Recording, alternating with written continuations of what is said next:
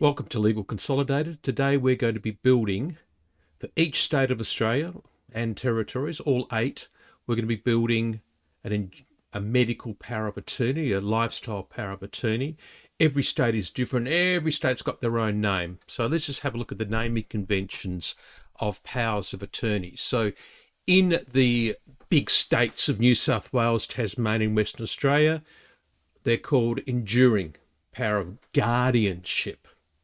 And in Victoria, we've got the strange and very strange name, appointing medical treatment decision maker.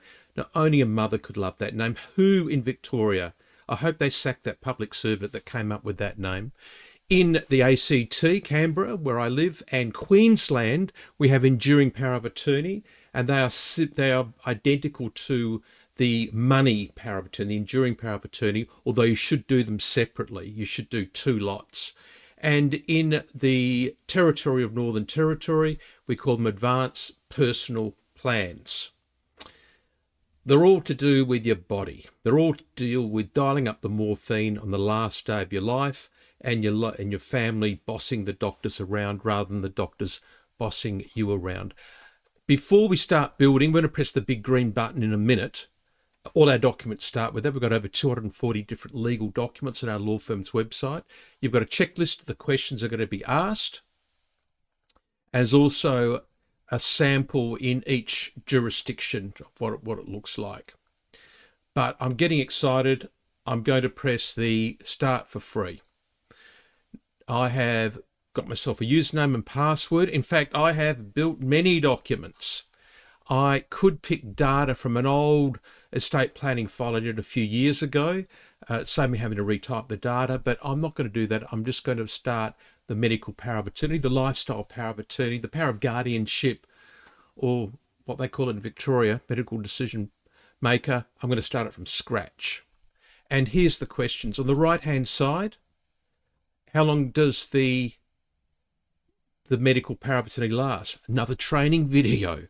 Do I need a power of attorney in each state? Yes, you do. You do. So we are a federation, a commonwealth. So every state is different. So if you are living in Coolangatta and you've got you're living in both Queensland and New South Wales, you'll need 2, which is good for us. It doubles the profit of our law firm. No, I'm only joking. But you will need 2 medical powers of attorneys and 2 enduring powers of attorneys as well. They don't work in other states. They don't work overseas either. They just work. If you've got a Queensland medical power of attorney, that just works in the great state of Queensland. Professor Davies, I read somewhere that Queensland said that their medical power of attorney works all over the planet Earth and off planet and what have you. No one really cares what the Queensland government says. So when you're sitting in Melbourne, no one cares what Queensland laws are. We're in Melbourne. And Melbourne doesn't acknowledge or honour Queensland medical powers of attorney. So you need to do one in each state that you live in. So let us begin to put the data in. So this is a single power of attorney, so it's just one person to 1 or 2 other people. You could do the bundle, the 3-generation testament trust bundle, which builds the 4 powers of attorneys, mum, dad, dad, mum, and the 2 wills at the same time. But we're just going to do a standalone medical power of attorney. Don't forget, put the middle name in.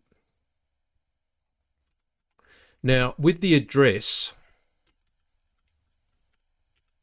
this is a Google prepared address. So, well, to get myself off the screen there. Sorry about that.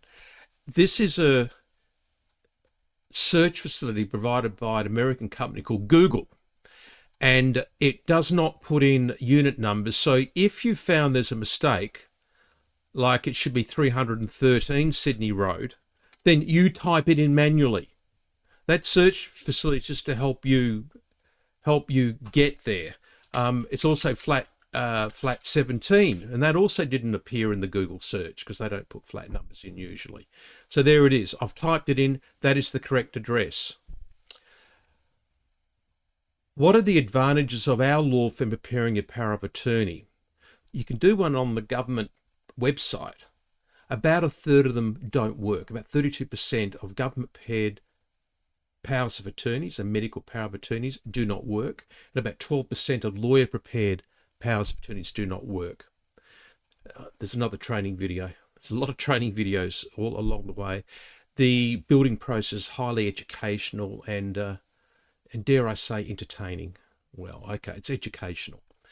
The other situation with the power of attorney is that we stand behind the document. So if you ever need to update it in 20 years' time, you can update it for free. Or if let's say you've got dementia and your children are getting stuck and the Westpac Bank have kept the original, or the nursing home has kept the original medical power of attorney, which happens quite often, our law firm at no cost will become involved, and fight the good fight on behalf of your children that are looking after the power of attorney. So that's good insurance for you to having a legal consolidated medical lifestyle power of attorney. Now the jurisdiction is, we've got all of them. So I'm going to, you can do Tasmania, different questions will arise, but I'm going to pick New South Wales. The attorneys you appoint, I'm going to appoint my beautiful wife.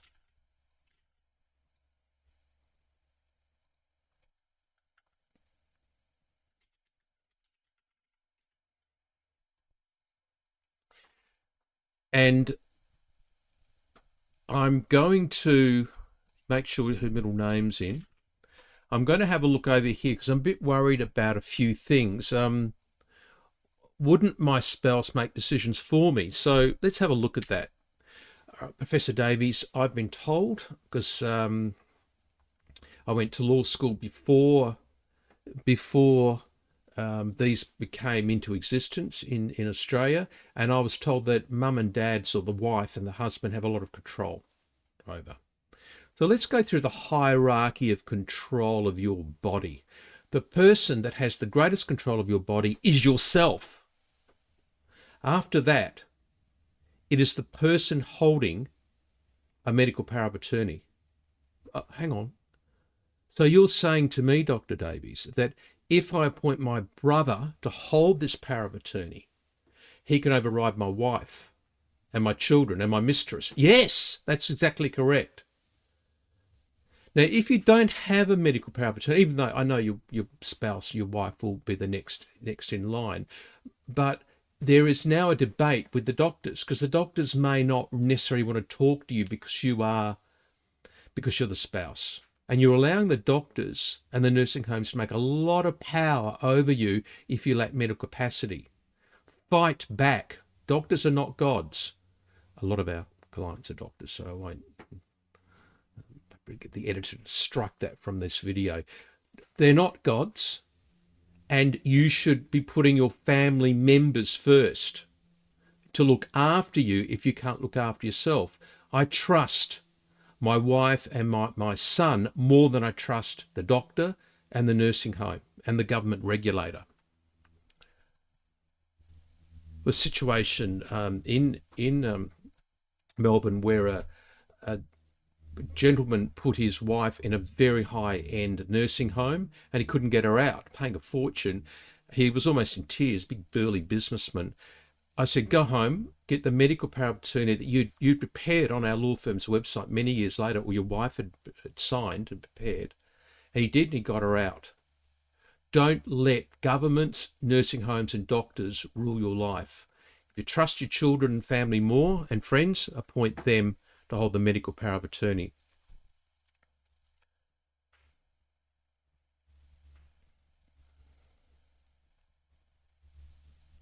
Right, so I've got the person I'm appointing. I can, in New South Wales, appoint a second person.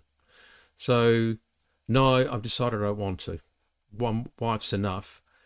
And every state's different. So Victoria have got different rules to ACT. But as you go through, the different rules will come up, spring up and change. So it's an artificial intelligence there. and it will take you through what you need to do to make sure you've got the exact document you need for your home state or the state that you're building your medical power of attorney in. Now here, we're still in New South Wales, and I've appointed my wife. I've only got one son, so I'm going to appoint him as the substitute. Don't forget the middle name.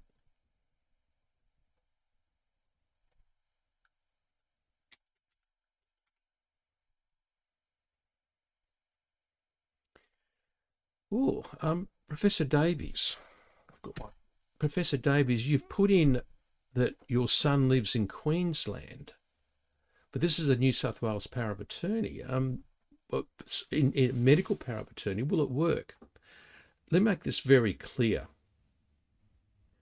You can appoint anyone on the planet Earth or off planet if they're living on a satellite or whatever.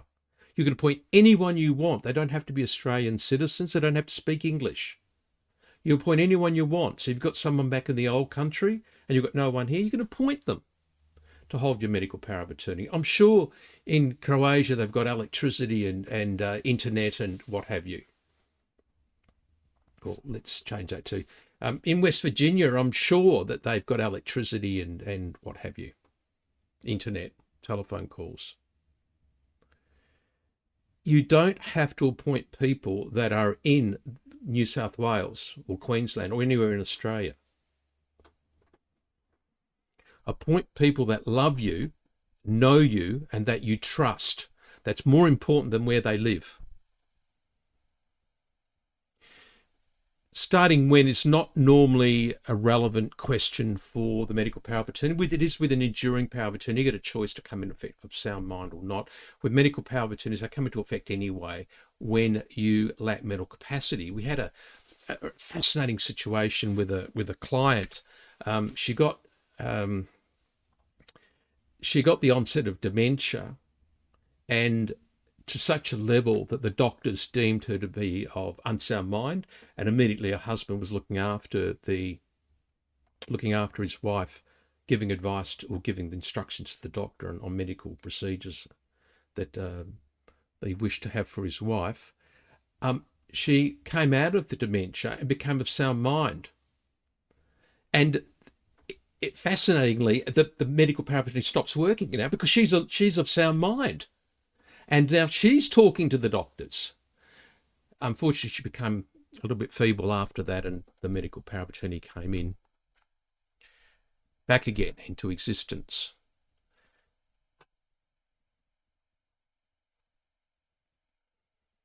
So we're in say, for example, Queensland medical power of attorneys by law must only come into effect when you become of unsound mind. So it makes really no difference what you put there. It does for the enduring power of attorney, but not for the medical. We now have enough information, and I'm going to. The reference is not relevant. It's I've got to stop putting myself in front of the screen. The naming convention of the document's not relevant. It's just an internal reference for you. If you come back, we have some lawyers. We act for 4,600 financial advisors, accountants and lawyers across Australia that build these legal documents on our website, and they need to have referencing for clients, so then 20 years' time they can see all the documents that were created for a certain client. I'm going to leave it as medical power of attorney.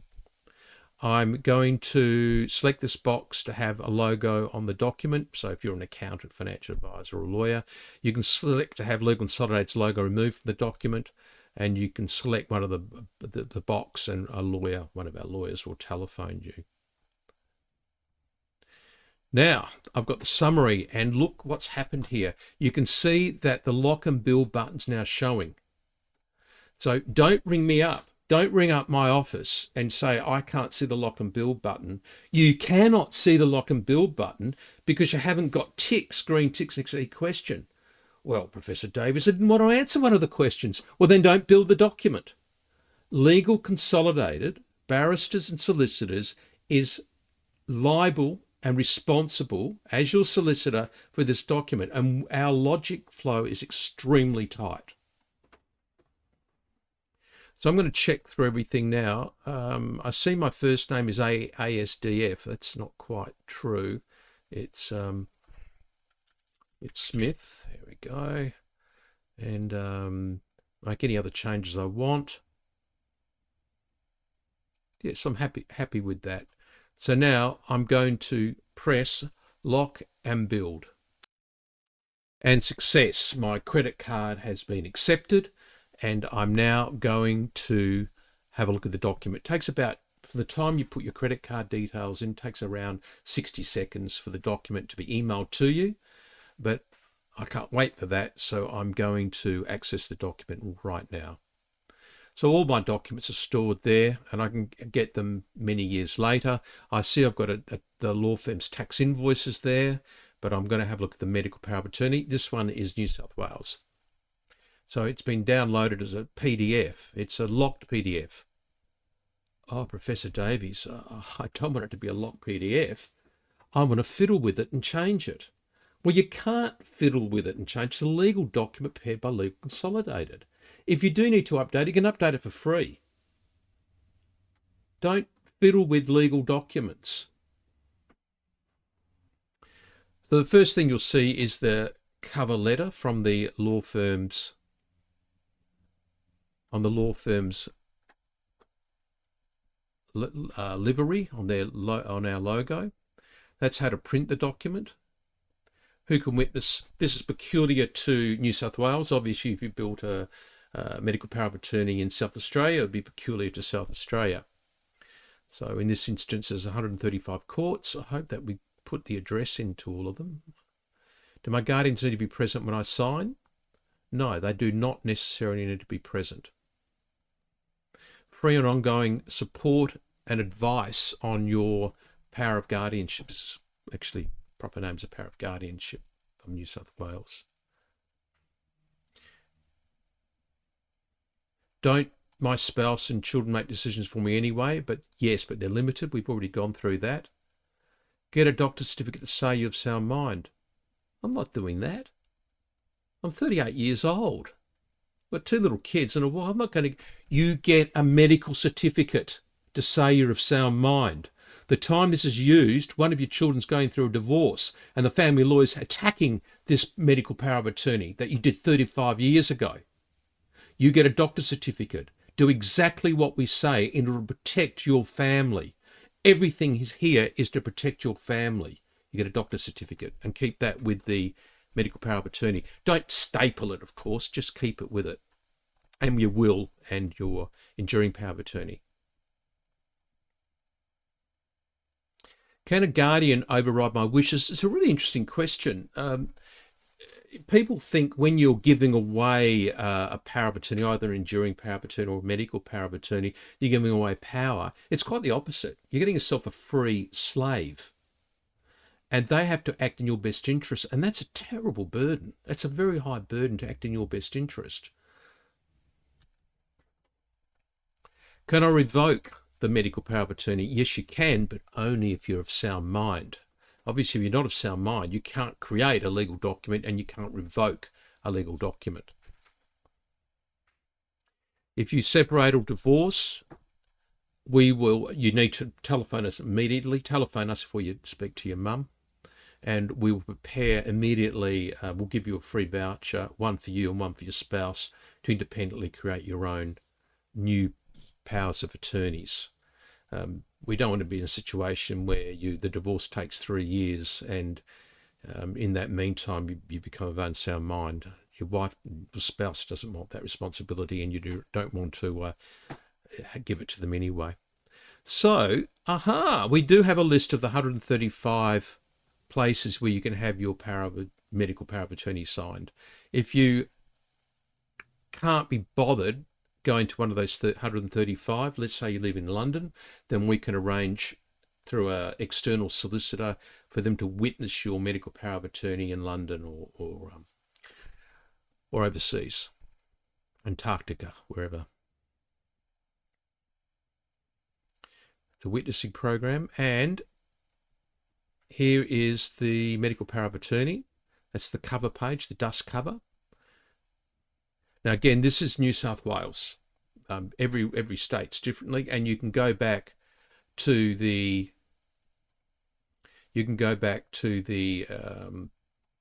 back to the start page and have a look at the free sample.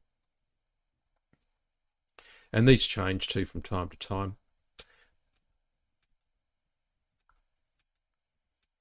If the court needs help signing or they need anything changed, it's a simple matter just to telephone us. You can reach us during normal 8:30 Melbourne time to 5 o'clock Perth time.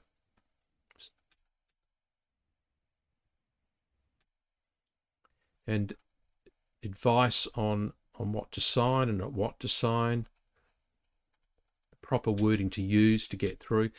One of the tricks of the medical power of attorneys is the courts don't want to sign them. It was a bizarre thing that we set up in New South Wales, that the only people that can witness these power of attorneys outside of lawyers is the court.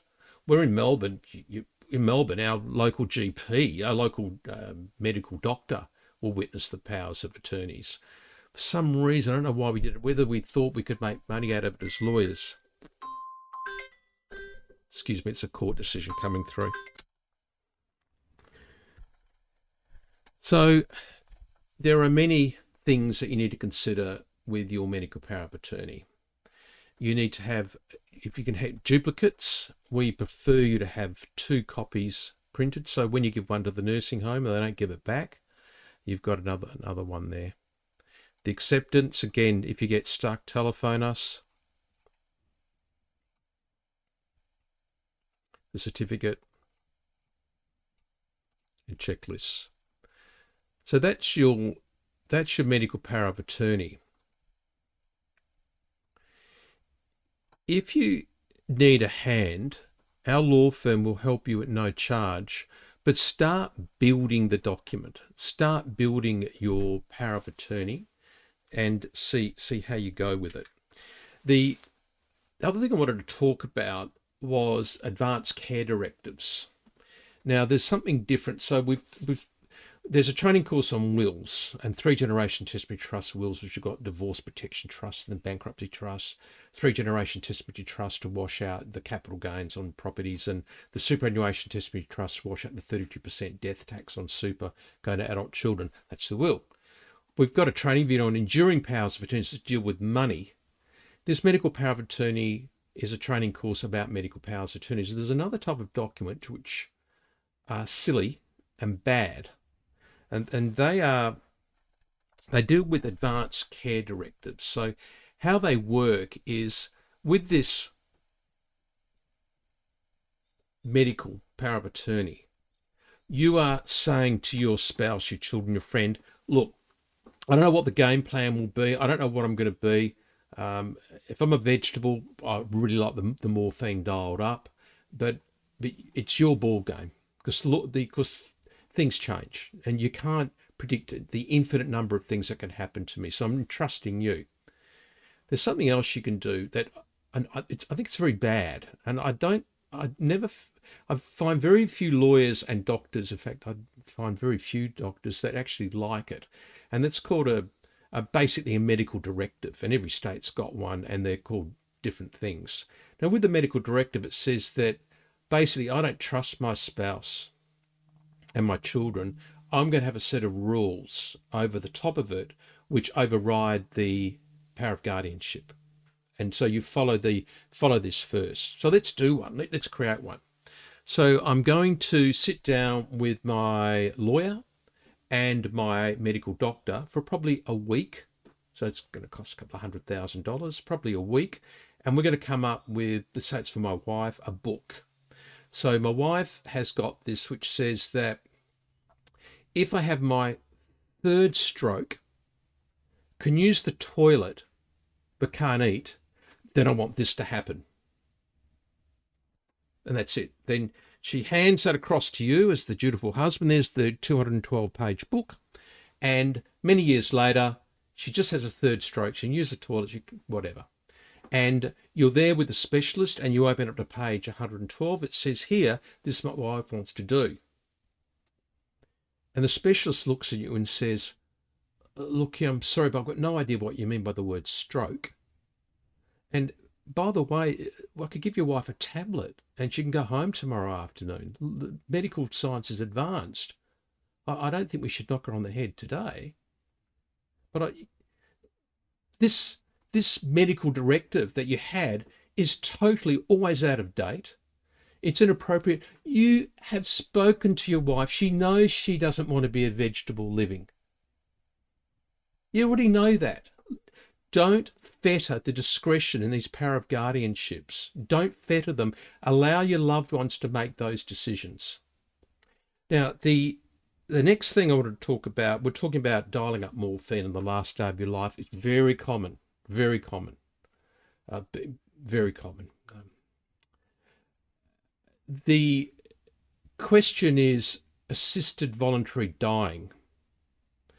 Now, people often confuse the medical directive, which I don't want to talk about ever again. I just don't like them. The medical power of guardianship, the power of guardianship. That is not a suicide note. It is for the people you appoint to act in your best interest to deal with doctors and nursing homes who you associate with. Some very interesting things. And most of them are like that. New South Wales is one as well. The different people, you can say where you work. Not that I've never found that be that useful, because if you're a vegetable or you've got mental incapacity, I don't think you're going to be doing much work. But who you associate with these power of guardianships can control. But you cannot kill someone. So with the assisted voluntary dying, you can kill someone if you go through the proper procedures. But that's got nothing to do whatsoever with the medical power of attorney. It's completely different. That now is all the issues I wanted to go through. If you have any questions, please telephone the law firm, but start building the documents first. Highly educational. We've been providing this document since the 80s. If there's a question that's never been asked before, which doesn't happen, but does happen occasionally, we will add it. So I know that your particular position is extremely rare, but we've probably answered it as part of the building process. You can see there's a lot of training videos, a lot of hints. Enjoy the free resources of Legal Consolidated.